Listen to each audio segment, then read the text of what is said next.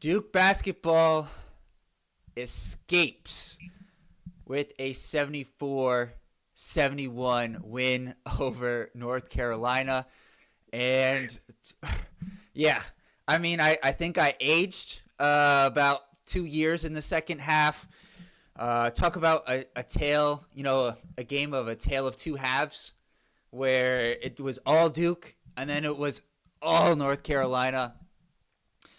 But as you said, I think it was, I actually have no idea how long ago this was now. They've all blurred together.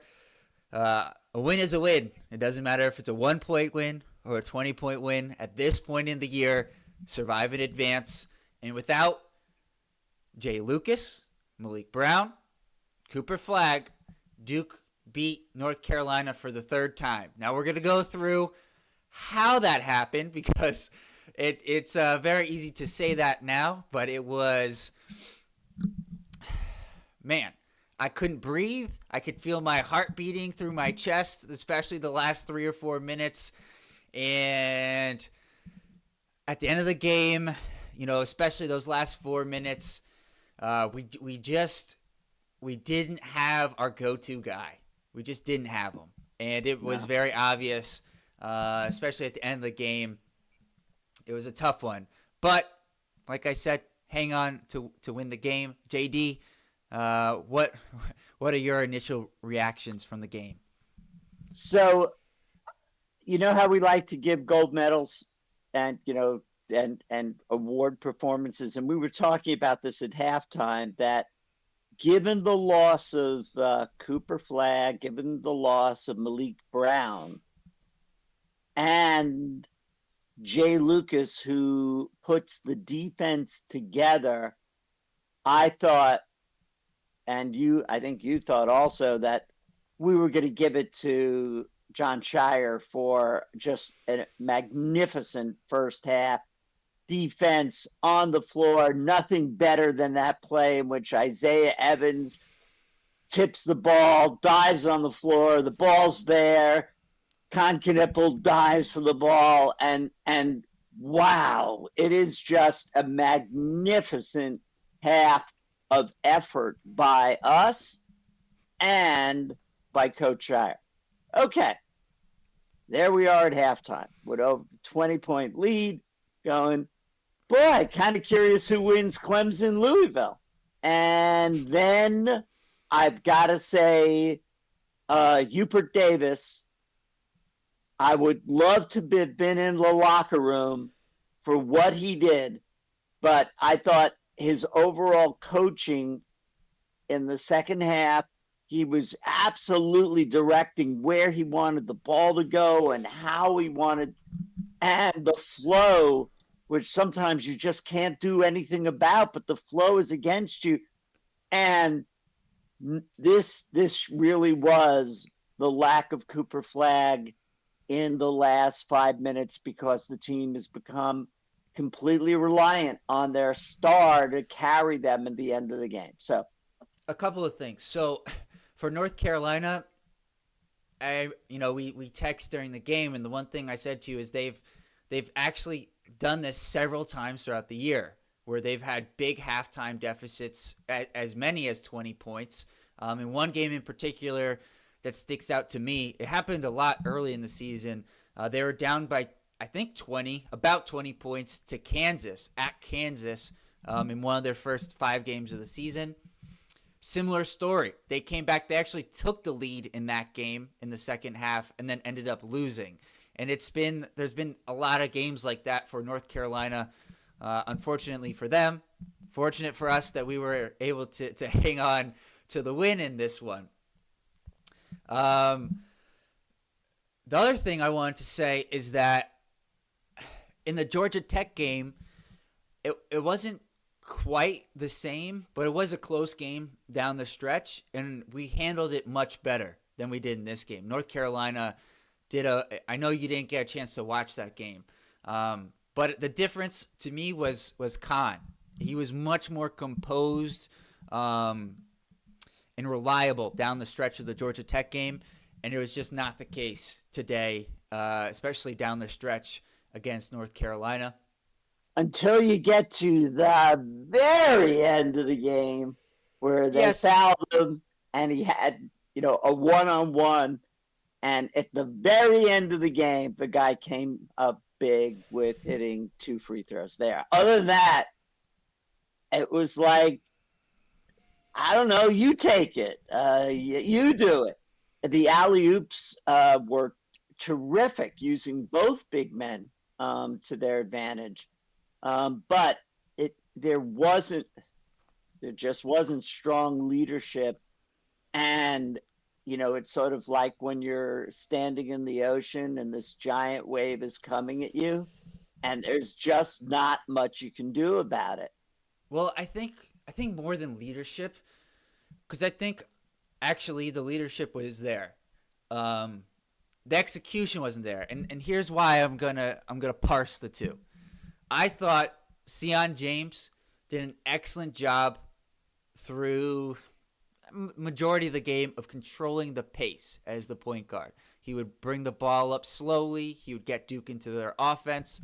And then I also thought Mason Gillis had like a master class on time wasting, where every time North Carolina would score, he would look around.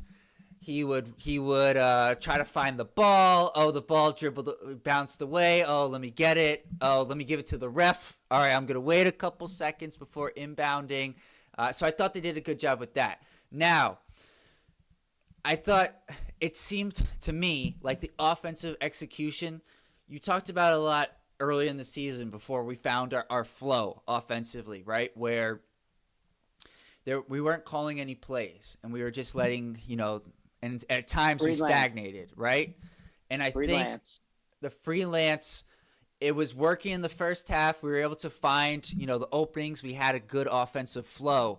But once we lost it, as you mentioned, most of the time down the stretch in these games when we don't have an offensive flow, it's Cooper, go make a play, and we'll live with the result. And it's not necessarily Cooper go score. It's Cooper attack the basket and, kick it out or find an alley-oop. And it's just, I think it can be boiled down to something as simple as, at the end of the game, typically Duke relies on Cooper Flagg. And the reason is good luck guarding him. In a one-on-one situation, he's proven that he is a very tough cover. And the rest of the team has had moments where they can take advantage of those situations. You think about Tyrese Proctor when he's able to get into his mid-range game. Con Knipple, he likes to drive to the basket and then pump fake and then go up. Sion James with his aggressive drives. Isaiah Evans is more like an off-the-ball catch-and-shoot guy for right now. So they just didn't have that their 1A guy to attack the rim and beat you one-on-one, and that it really showed down the stretch of this game. So, it's all fine and well for me to bemoan the loss of Cooper Flagg and Malik Brown, and having them on the court tonight in the second half would have, enabled us to, maybe we would have lost by, we would have won by 10. There was definitely a momentum shift. Sure. But maybe we could have held on and even done really well. The thing is that at this point on our podcast, we got to dance with the people that we have. And I could say, gee, I'm sorry that, Coop isn't there and everything. And I was checking the injuries and everything. There'll be no Malik Brown tomorrow for certain. Goodness knows when we see him again, as he's same injury twice.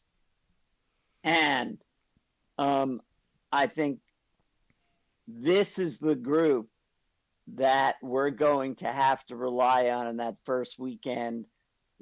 Maybe they figured out a better way to deal with a tough sprain, but if it's swollen, it's swollen. And I don't think there's any reason to rush him back unless, maybe he could help out to get us to the second weekend. But Jack, we have to analyze this group of Duke players to say they were phenomenal in the first half. Their defense was just driving offense. It was just it was great. And in the second half, disorganized, not certain who should have the ball.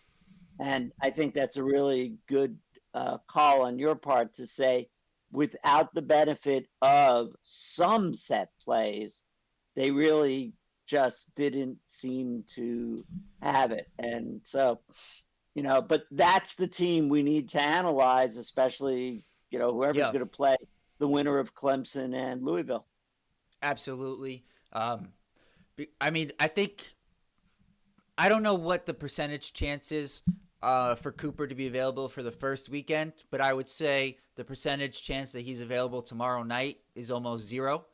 And so to your point, this is the team that's going to be playing either Louisville or Clemson, whoever wins. And we'll have that preview out for you guys by noon tomorrow. Give us a little bit of time in the morning here. But make sure you like the stream so far. Subscribe to the channel. Now, to your point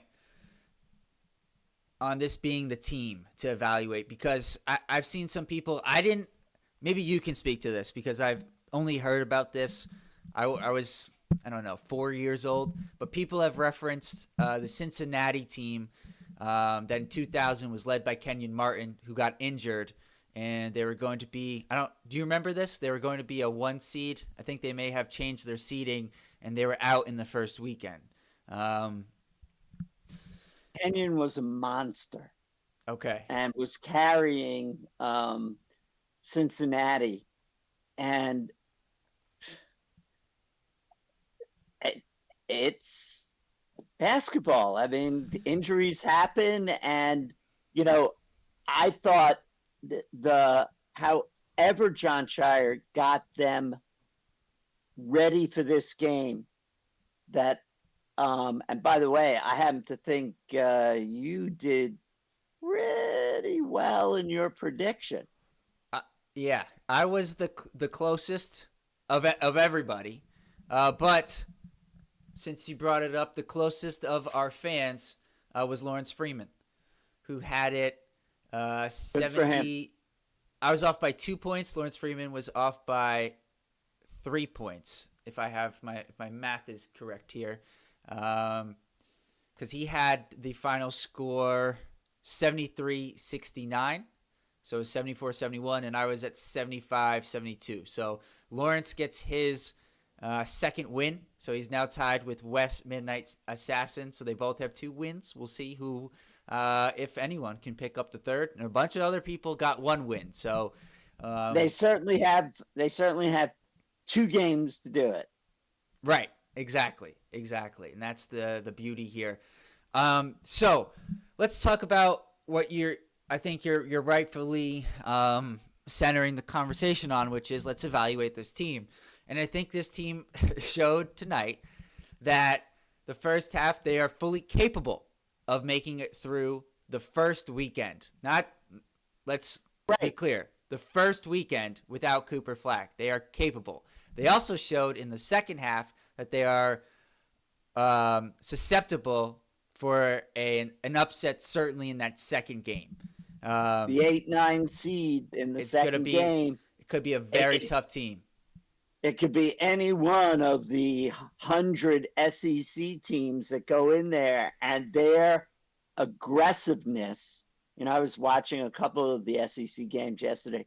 The level of aggression of those teams, every game is just a prize fight, and that aggression against this team in the second half is going to be problematic if we get by the 1 versus 16 game. And I certainly think we're capable of that. It's going to be pretty, depending on how they seed it, it could be a pretty tough 8-9 matchup that might force Cooper, because at that point he will have had a full week off. So it would be, I think, we're getting so far ahead of ourselves. But Yeah, it's yeah. like, Wait, but I think it'll just come down to, is it a close game? Because, and then, is Cooper, really 100% ready to go? And, but they were resting him to get through that first weekend. I think 2 weeks with that ankle sprain, yes, we've got him if we make it to the Sweet 16. But it's very hard. They're two completely different efforts, and that's why yep. you could break down the first half. So you know what? I'd love for you to just give us the stats for Duke if you have that up. All right, you've got And then you're and running then the show. You got the keys over there. well, I'd like to then go into the first and second half, but I want to see how it finished. Yes. So let me uh, pull that up here. So stats. So all right. You're talking about for the team for the game? Like what are you looking for stats wise? Both. I'm looking for some individual. Okay. Because So I definitely lost track of it as I became a 100% fan in this game. Just screaming, yelling. Khan, he played 38 minutes, finished with 17 points, 4 rebounds, 3 assists. He had 5 turnovers, and one could argue he may have actually had more. And your prediction was 38 or 39 minutes for Khan Knippel. So spot Yeah. on. Certainly contributed. And we needed him. Here's the Okay. So let me keep going here because there's a few stats I want to point out.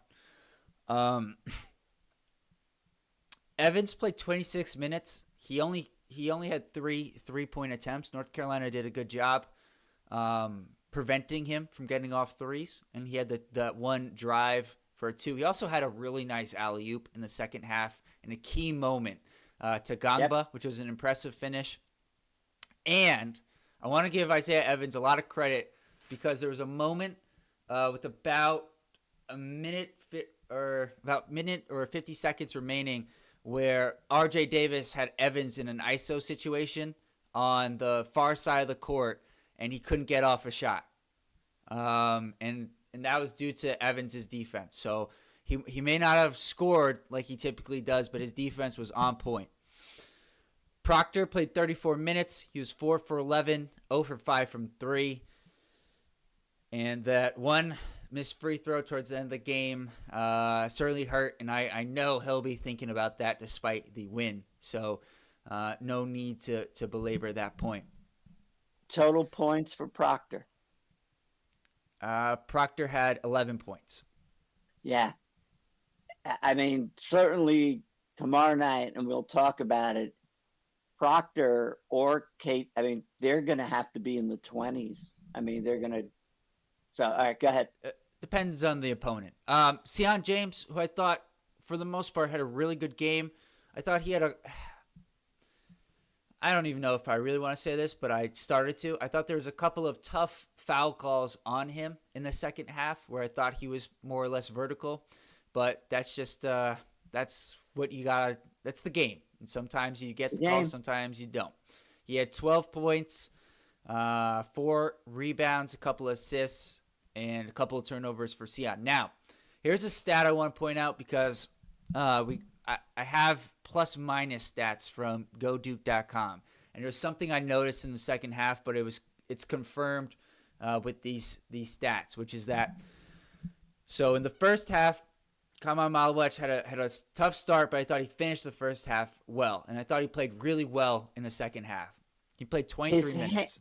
When you say he had a tough start, we both noticed that his hand was usually the first hand to a rebound, but he wasn't then aggressively somehow capturing the ball, and the ball was taken away from him.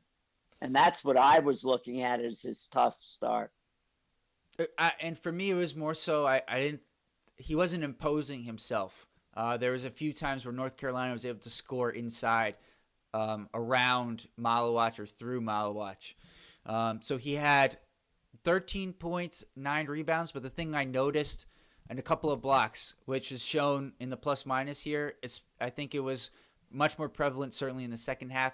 He was the team high plus 17 in a 3-point win. And it seemed to me each time he came out in the second half, that first segment in the second half, Duke wins 7-6. As we know, Malawach plays the first segment, then he sits. Carolina goes on a run in the second segment. He comes back in. It's a better segment for Duke. Good response. He goes out. Carolina goes on a run. Gangba played really well. Really well. And his defense was really good in the first half. It wasn't the same in the second half. And that was one of the differences between the two halves. The bench. Caleb Foster had 16 minutes. I think similarly, although he was a plus 10, I thought he was much better in the first half where he scored all 6 of his points. He had 3 rebounds and an assist. But in the second half, I think he had both of his turnovers that he picked up. It's kind of the thing we've seen with Caleb throughout the year. Mason Gillis played 15 minutes in this one. I'm not exactly sure about this, but I feel like he played more in the second half. He only had 1 point, missed his 3-point attempts, and a couple rebounds, couple assists. I thought he did a good job defensively, and I mentioned before the little things that he did in terms of the time wasting. I thought was a real vet move. Gangba, listen, I could poke a little bit of holes in his second half defensive performance. It wasn't all him. I want to be fair. Clearly not. I mean, I thought overall that was Gangba's by far and going away his best game.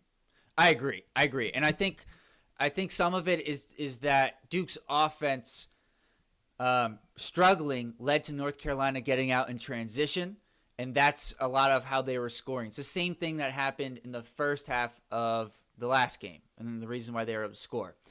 Let me just wrap up the stats here before we go back. Gangba had 12 points, 6 of 6 shooting, 3 rebounds, 2 assists, and 1 block.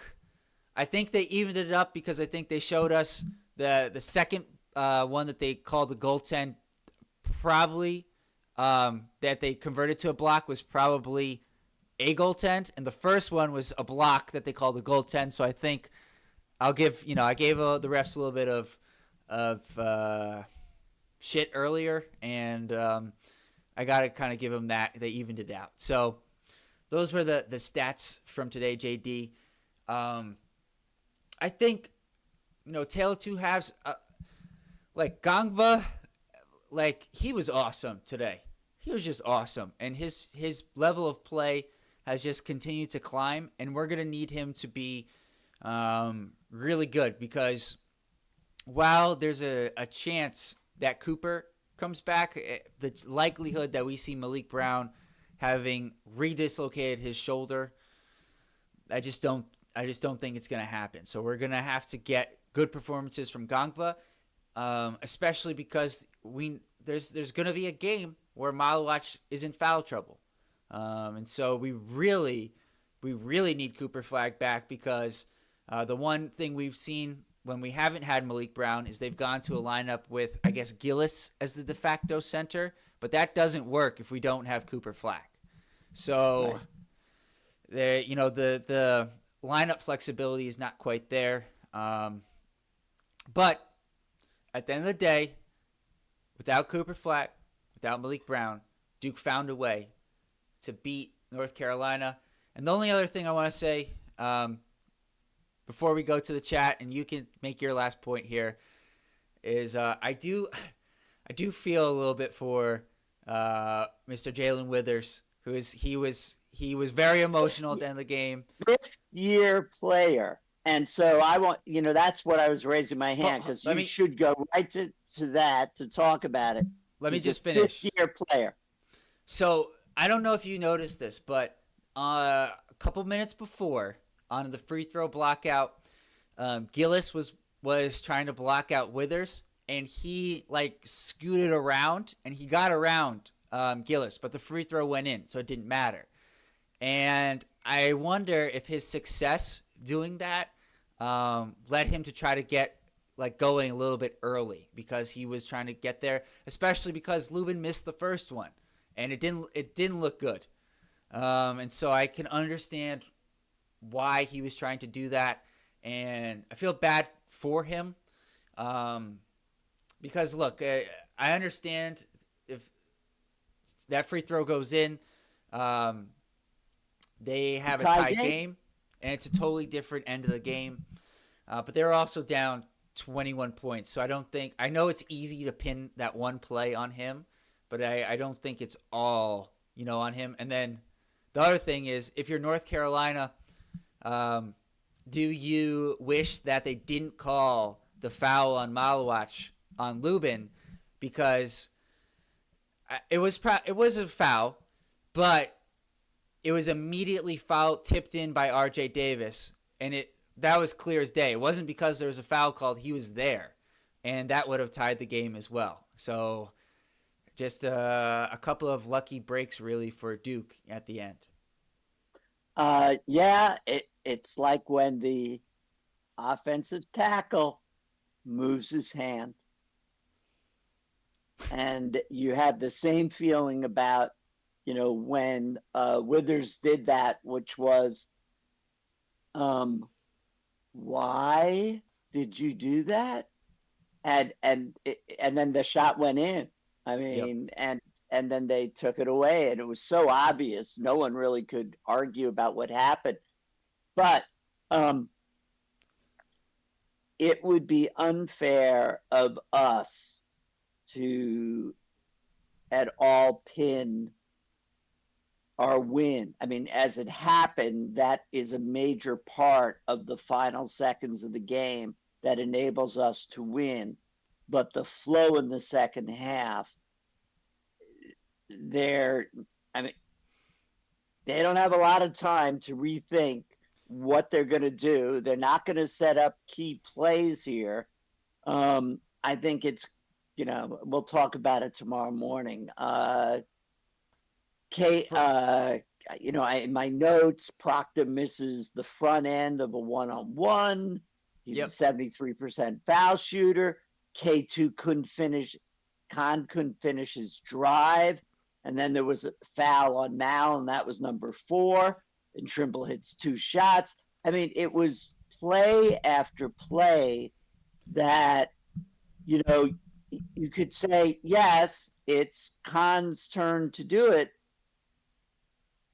But in winning games, winners show up. And to make the right play in terms of driving to the basket, having Proctor at the line, that I am crazy about statistics about free throw shooting. And I don't care that someone is a 73% free throw shooter during the course of a game. I always said to you, I want to know what he shoots. In this day and age of analytics, what does he shoot in the final 2 minutes when the game is 5 or less points? I want to know, does he have heart or not when he gets to the free throw line? And over the years, we have had many a Duke player that we would say, oh, he's going to the free throw line. We got this. Now, and I do want to say, I think Proctor, off the top of my head, has had like mixed results in these situations. I do remember last year he did hit the game-winning free throws to beat Clemson, so that was clutch. But tonight he didn't have it. And the other thing I want to say on a different note before we go to the chat is I think Duke defensively, offensively, a struggle. But I think honestly the reason why North Carolina's offense was better in the second half was because of Duke's offense.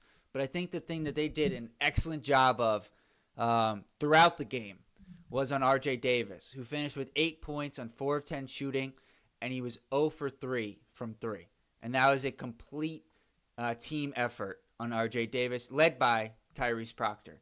And I think that was great. And the other side of it is, what are you going to do when Lubin has, like, he's apparently been doing this in their other two games as well, but just had a phenomenal game and going up against bigger players. 20 points, I think. He had 20 and 10, his third consecutive double-double of the tournament. Feel for him as well, because if he hits the front end, I'm sure Withers is in a very different mindset, right? So it's there. Yeah. All right, let's go to the chat. Sambu Badrak, Withers saved us.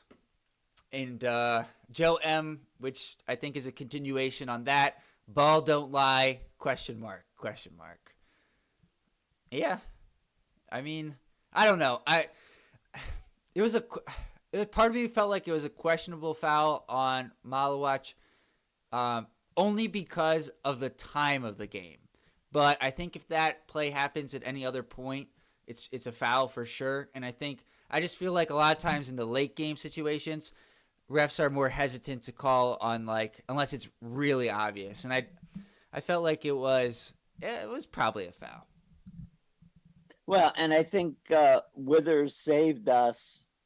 The game was completely different. The game would have been tied. I don't know what.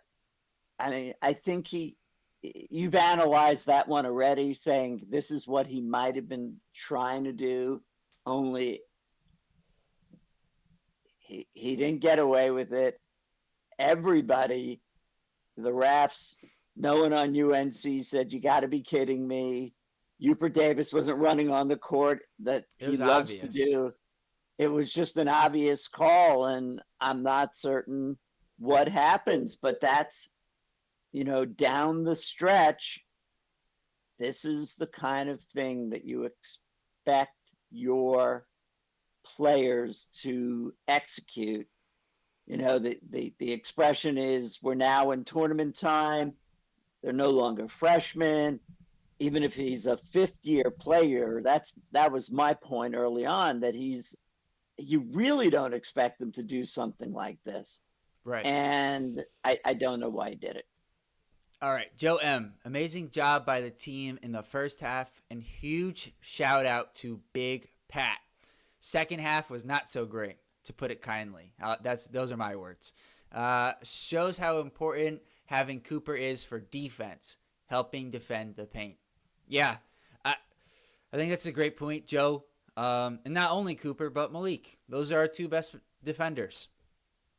And I've kind of said this a few times now, but I really do feel like the defense was pretty good, really good in the first half.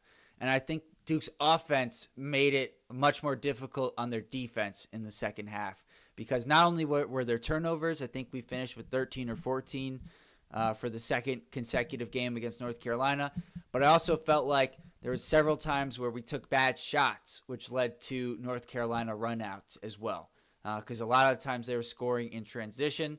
And the only guy who was really beating us in the half court was Elliot Cadeau, it was Elliot Cadeau hitting threes, which he doesn't typically do, or he would beat his guy and go to the basket.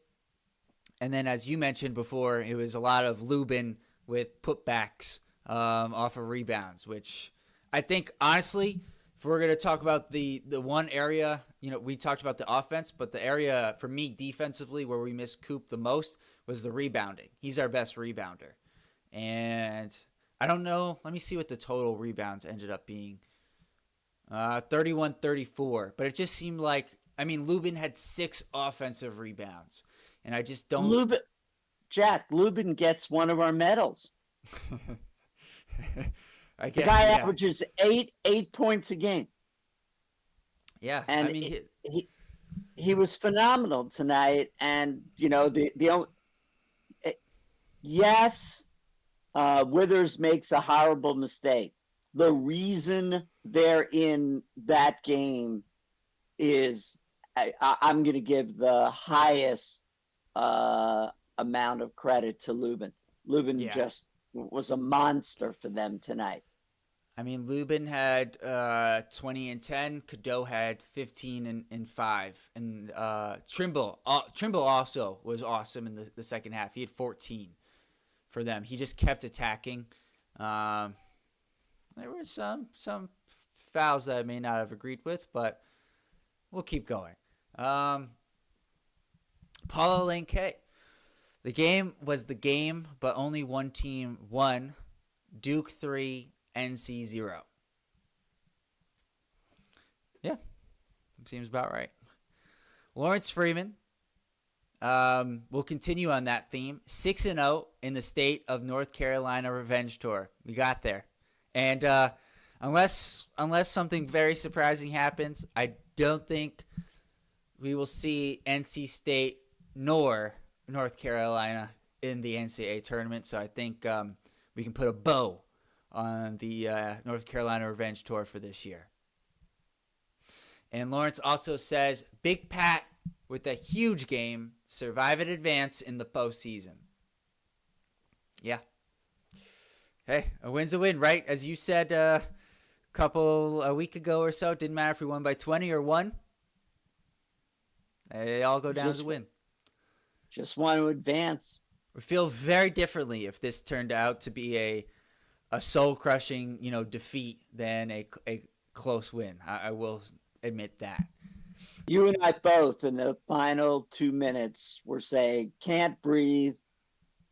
I can't believe this game is going to end with a 1 or 2 point loss, and didn't see how we were going to win.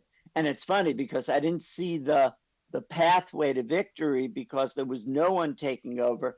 There was too much of the built-in reliance on Coop. And to the comment that Withers saved us, he's right in the sense that I don't know how much it was anything we did. It's what the mistake they made.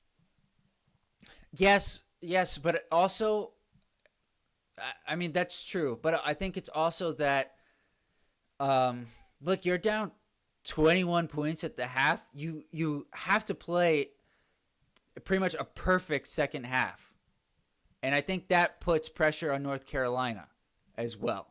Now, I'm not saying that's why he had the lane violation, but I just think that was part of it. Like, there was a few times where after their run in the second segment, part of what got us going was they made a few mistakes. Like, Powell had a turnover and then, like, a bad shot. And there's just, like, they had to score each and every time. And I think some of that mental fatigue maybe played into it as well. So, based on the flow of the game, let me ask you, if this game went to overtime, who wins? Oh, no doubt, North Carolina.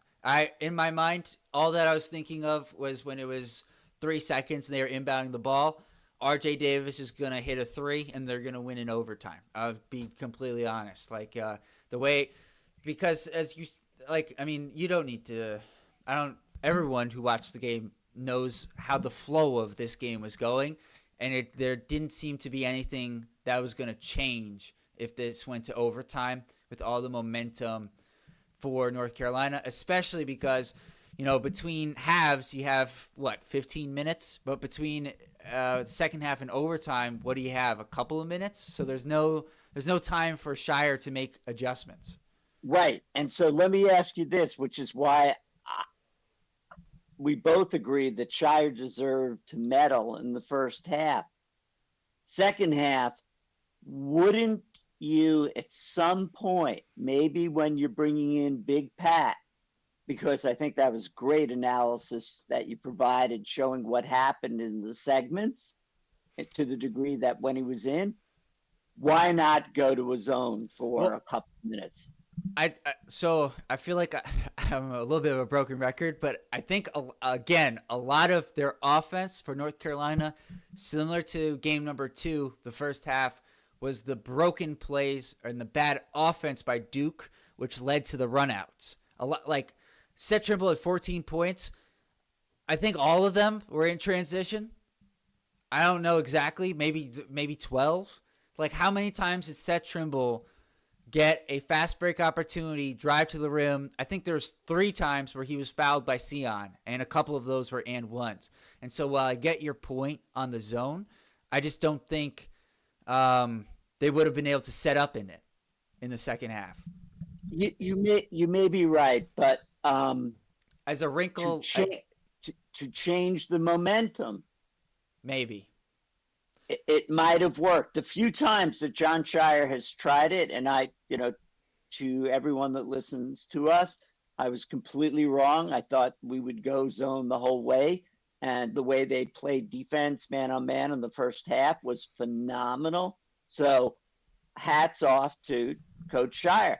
Second half, the flow just is we're watching this 20-point lead disappear.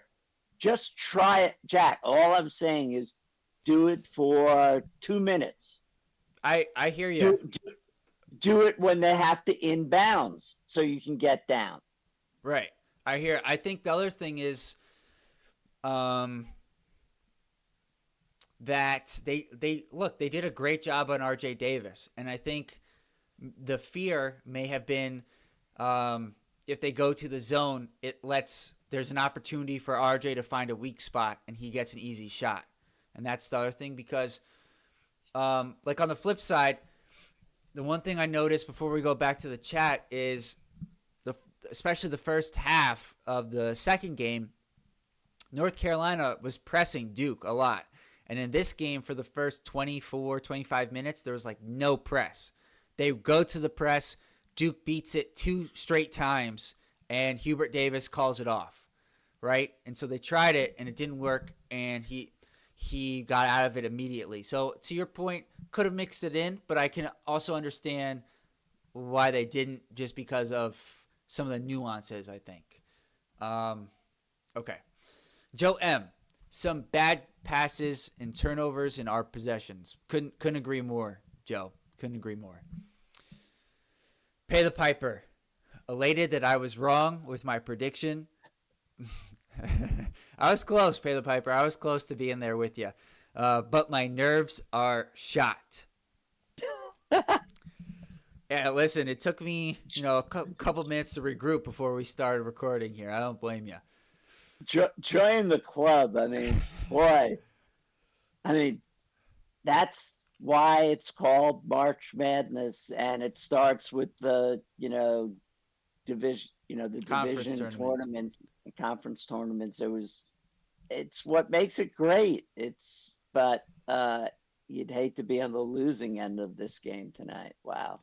And speaking of that, Pay the Piper also says, Withers, tournament MVP for Duke.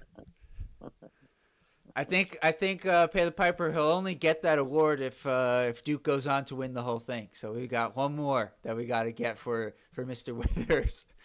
I feel bad for Jalen Withers, who was an essential part of North Carolina's turnaround over the past 10 games or so. He also says, hoping for a Clemson rematch and win without Coop and Brown. That would be the icing on the cake. The cherry will be the national title. Yeah, we will. I mean, that game has to have tipped off by now. It's a very close game through the first 12 minutes. It's 17-16 Clemson. So we'll be plugged into that, I'm sure, once we're done here. All right. And let's see. West Midnight Assassin, one of our co-leaders here with the score prediction game. Let's go Duke. So proud of the boys. Yeah. I mean,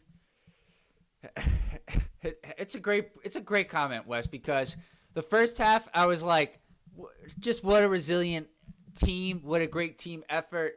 Then after the game, I was like,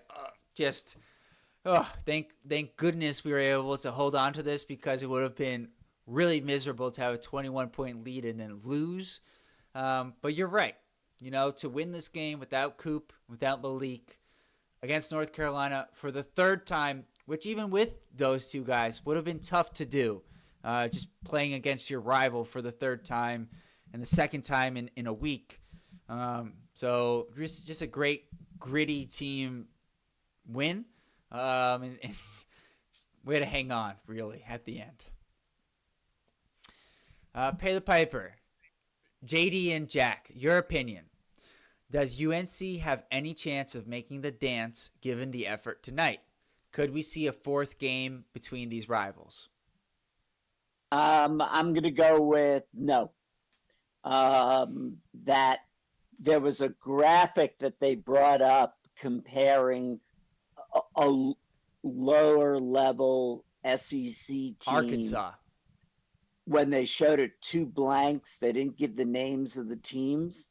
And then they did the analysis and they went to the quad 1 wins, and they were like 5-10 and UNC was 1-9.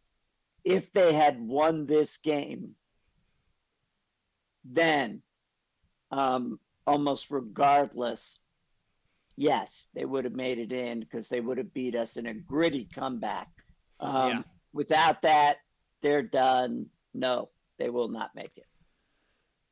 I still think there's a chance they make the tournament, as crazy as that sounds, but I don't think there's any chance we have a fourth game because I think they'll put the two teams at least in different regions, and there's no world where I see this North Carolina team making it to the Final Four. I just think there's a chance because they're North Carolina, they're on the bubble, could help the ratings. You never know, and it also depends a lot on how a lot of these other bubble teams do today, tomorrow. Some of them if they're playing Sunday, they're probably in a good spot. So we'll see. Wes, Midnight Assassin, 3-peat sweep over UNC. Yeah. How good does that feel?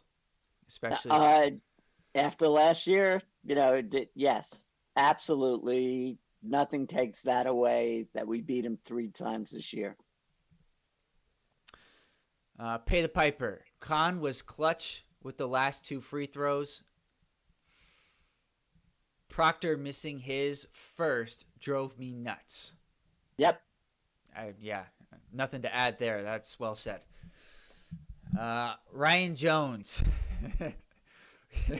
Got 2 people now. Withers MVP. So I may have to adjust the medals here because you might deserve. We may have 2 North Carolina players on the podium. Ryan Jones, I hate complaining about refs, but man, how is every drive a foul in the second half? Listen, Ryan, you and me both. I'm with you. There was a point where early on in the second half, it was 4 fouls for Duke, none for North Carolina.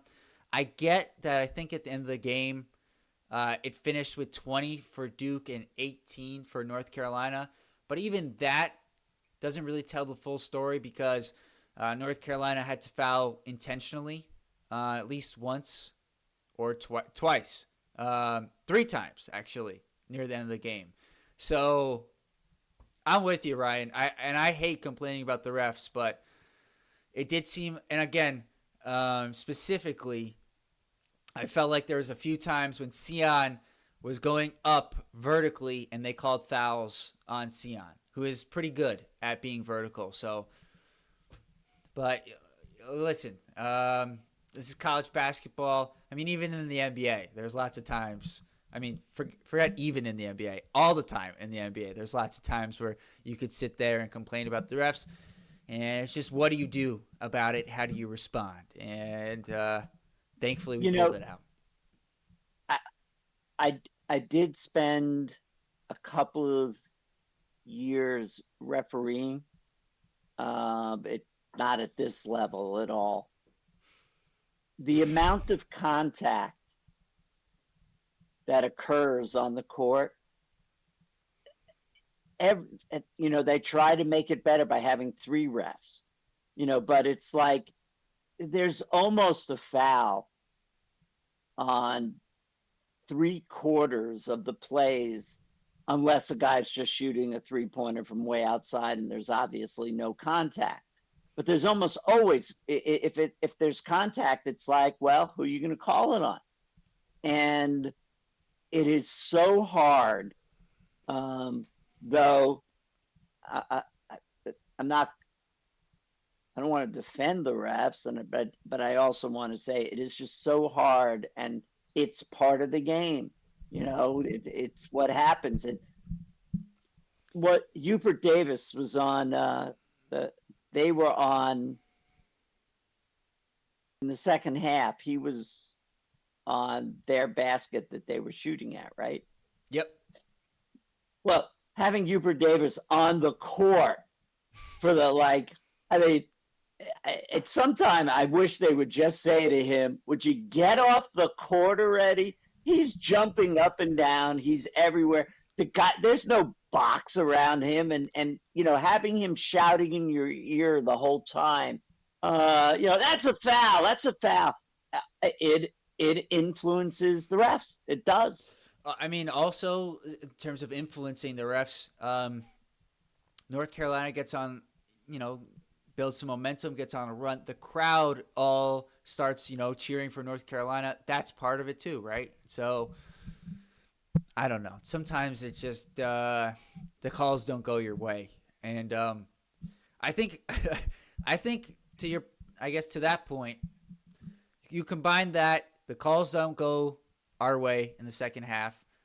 You don't have your two best defenders, and yeah, definitely got a bit lucky, but somehow, some way, we're able to get the win and survive in advance. So I think it just gives a little bit more, give a little more credit to Duke, although we'll talk about it more in the preview for the next game. I think based on the comments, Withers does get a medal. Ryan Jones. Also, Reese needs to show me a clutch gene. Yeah, he's there's been times, there's certainly been times where I've wanted more from Tyrese Proctor. Tyrese. Yeah. I think you were talking earlier, but I take it for me. If we're going to beat Clemson or Louisville, at some point in the game, Tyrese Proctor has to take over. And it can't be like, he had, a couple of threes in the first half or a couple of threes in the second. He's got to take over the game at clutch time and be able to. I think it's a really good point, and I want to yeah, absolutely. I think it's pretty clear now that we have 1.5 games without Cooper. The two guys have got to be Conkanipple and Tyrese Proctor. And both of them, to varying degrees, different issues, weren't good enough, especially in the second half today. I thought Proctor had a few nice moments. There was in I think it was like the second segment in the second half where he had like a nice alley-oop to Malawach. He had a turnaround mid-range shot, and then he had like a tough that was it. But there wasn't enough. There just wasn't enough from Proctor, who needed to be more aggressive. Well, I didn't watch the Georgia Tech game, so and you said that K2 did have that kind of game. He was awesome. He really was great, but not tonight.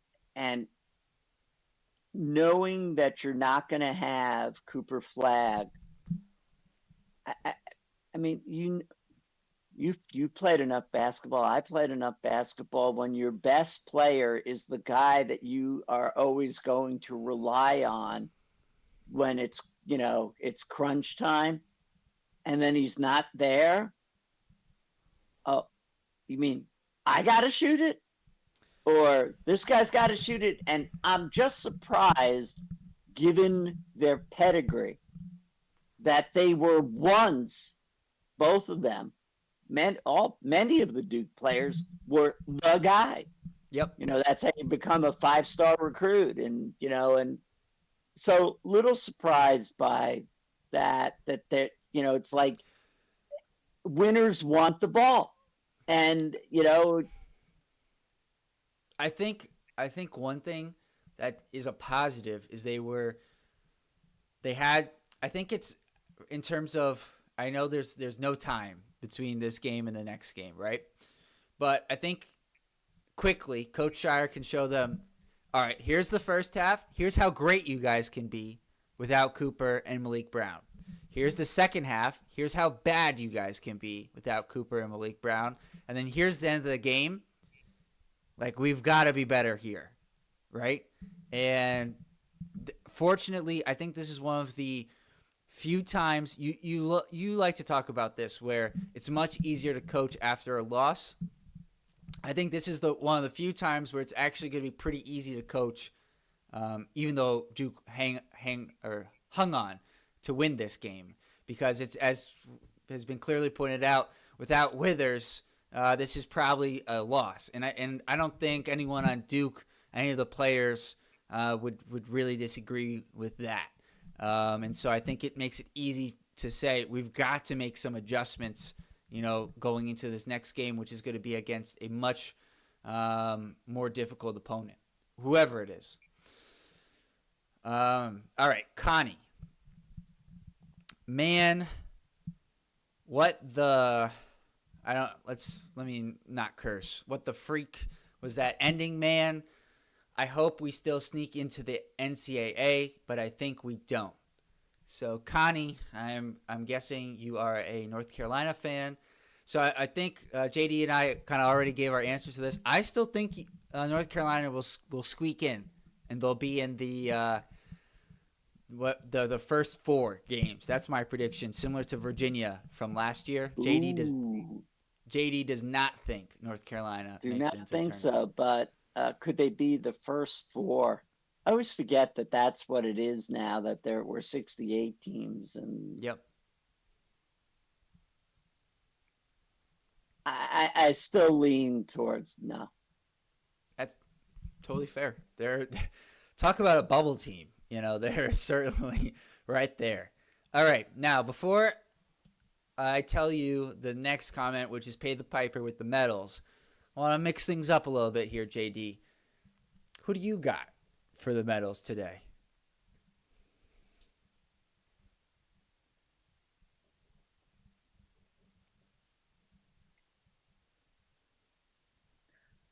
Overall, I don't.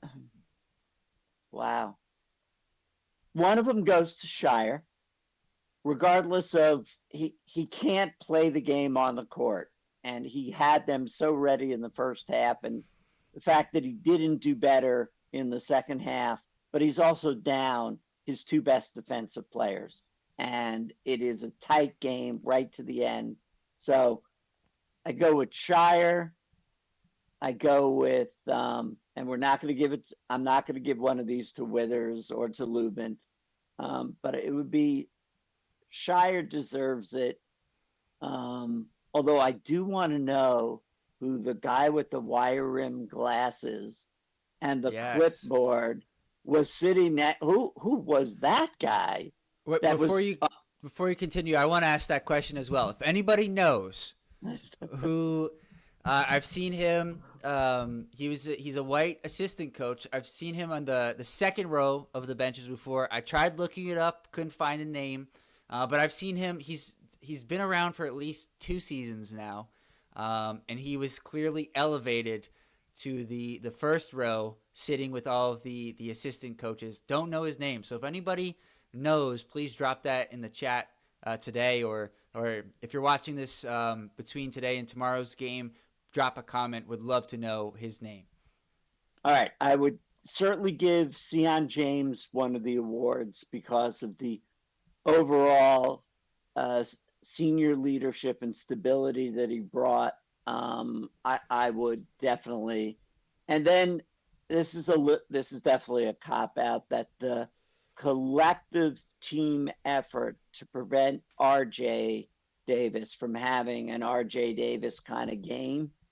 So I guess in that order, my gold goes to Sion.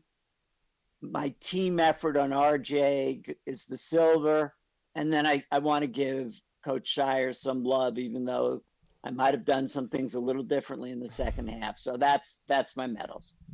That's fair. I think it's incredibly tough to pick the 3 medals. This one, I'll tell you what mine are before I read off what Pay the Pipers are. So for me, I actually agree with you on the goal. It was Sion for me. I just felt like his steadying presence.